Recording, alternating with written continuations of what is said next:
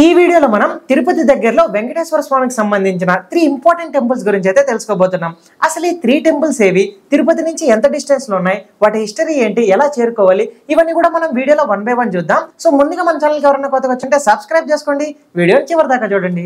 నమస్తే గాయ్స్, ఈ 3 temples different places లో ఉన్నప్పటికీ ఒక లింక్ అయితే ఉంది.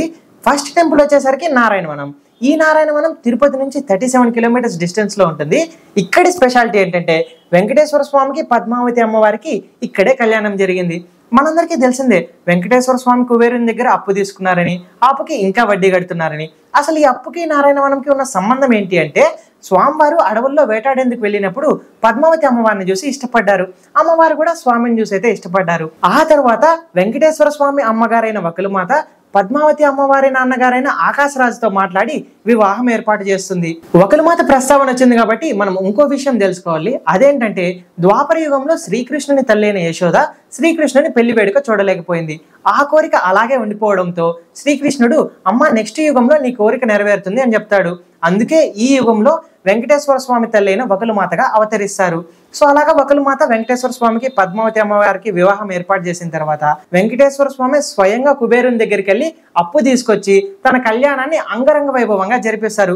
ముక్కోటి దేవతలు అందరూ కూడా ఆశీర్వదిస్తారు. అందుకే నారాయణవనంలో కళ్యాణ వెంకటేశ్వర స్వామి టెంపుల్ ఉంటుంది. అండ్ ఇంకొకటి ఏంటంటే, ఎవరైతే పెళ్లి కావాలి అనుకుంటారో వాళ్ళు అక్కడికి వెళ్ళి స్వామిని అమ్మవారిని దర్శించుకొని ప్రార్థిస్తే గన ఎంత త్వరగా వీలైతే అంత త్వరగా పెళ్లి అవుతుందని కూడా భావిస్తూ ఉంటారు. సో మన తిరుపతి నుంచి 37 కిలోమీటర్స్ డిస్టెన్స్ లో ఈ నారాయణవనం ఉంటుంది.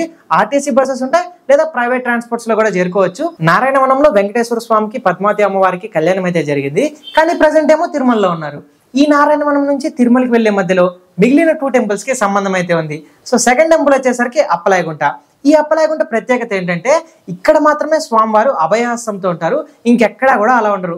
కానీ స్వామివారు అప్పలాయగుంటకి ఎందుకు వచ్చారు? అప్పట్లో సిద్ధేశ్వరుడు అనే సాధకుడు ఈ అప్పలాయగుంటలో తపస్సు చేస్తూ ఉండేవాడు. స్వామివారు ఇక్కడికి వచ్చి ఆ సిద్ధేశ్వరుణ్ణి అభయహస్తంతో దీవించి ఆయన కోరిక మేరకు ఇక్కడ కొలువు తీరుతారు. అభయహస్తంతో ఉండడం వల్ల ప్రసన్న వెంకటేశ్వర స్వామిగా పిలువబడతారు. అండ్ ఈ ఊరికి అప్పలాయగుంట అనేది ఎందుకు వచ్చిందంటే, దానికి ఒక బ్యాక్ స్టోరీ ఉంది. అప్పట్లో అప్పలయ్య అనే అతను గుంటలు తవ్వించి వాళ్ళకి డబ్బులు ఇచ్చేవాళ్ళు. సో వాళ్ళందరికీ అది మంచి జరగడంతో ఆ ఊరికి అప్పలాయగుంటగా పేరు పెట్టుకున్నారు. కాలక్రమేణా అది అప్పలాయగుంటగానే ఉండిపోయింది. ఈ అప్పలాయగుంట తిరుపతి నుంచి 16 కిలోమీటర్స్ డిస్టెన్స్ లో ఉంటుంది. ఆర్టీసీ బస్సెస్ ఉంటాయి, లేదా ప్రైవేట్ ట్రాన్స్పోర్ట్స్ లో కూడా మనం చేరుకోవచ్చు. అప్పలాయగుంటలో స్వామివారు కొలువు తీరిన తర్వాత నేరుగా తిరుమలకి వెళ్ళలేదు, మధ్యలో ఇంకొక ప్లేస్ లో ఆగారు. ఆ ప్లేస్ నేమ్ వచ్చేసరికి శ్రీనివాస మంగాపురం. ఇదే మన 3rd టెంపుల్. అసలు శ్రీనివాస మంగాపురంలో ఎందుకు ఆగారంటే, స్వామివారు అమ్మవారిని కళ్యాణం చేసుకున్న తర్వాత తిరుమలకు నడుచుకుంటూ వెళ్ళేటప్పుడు మధ్యలో తొండవాడలో అగస్త్య మహాముని ఆశ్రమం ఉంటుంది. ఆ ఆశ్రమాన్ని సందర్శించారు. అగస్త్య మహాముని నూతన దంపతుల్ని ఆశీర్వదించి ఒక సూచన ఇస్తాడు. ఆ సూచన ఏంటంటే, కొత్త దంపతులు పసుపు బట్టలతో కొండ ఎక్కడం మంచిది కాదని చెప్పేసి ఒక సలహా అయితే ఇస్తారు. అగస్త్య మహాముని సలహా మేరకు ఆ ఆశ్రమానికి కొంచెం దూరంలోనే స్వామివారు నివాసం ఏర్పాటు చేసుకుంటారు. వెంకటేశ్వర స్వామి పద్మావతి అమ్మవారు సమేతంగా నివాసం చేసినందుకు గుర్తుగా అక్కడ ఒక ఆలయం ఏర్పడింది. ఆ ఆలయమే ఇప్పటి శ్రీనివాస మంగాపురం. ఈ శ్రీనివాస మంగాపురం తిరుపతి నుంచి 10 కిలోమీటర్స్ డిస్టెన్స్ లో ఉంటుంది. ఆర్టీసీ బస్సెస్ ఉంటాయి, ఆటోస్ ఉంటాయి, ఈజీగా వెళ్ళొచ్చు. అండ్ ఈ శ్రీనివాస మంగాపురం టెంపుల్ కి ఇంకొక ప్రత్యేకత కూడా ఉంది. అదేంటంటే, కొన్ని కారణాల వల్ల మనం తిరుమలలో దర్శించుకోవడం కుదరలేకపోయింది అనుకోండి, ఈ శ్రీనివాస మంగాపురంలో ఉన్న కళ్యాణ వెంకటేశ్వర స్వామిని దర్శించుకుంటే అంతే పుణ్యం లభిస్తుంది అని చెప్పి కూడా భావిస్తూ ఉంటారు. చూసారు కదా, నారాయణవనంలో వెంకటేశ్వర స్వామికి పద్మావతి అమ్మవారికి కళ్యాణం అయితే జరిగింది. అక్కడి నుంచి సిద్ధేశ్వరుని ఆశీర్వదించడానికి స్వామివారు అప్పలాయగుంటకి అయితే వచ్చారు.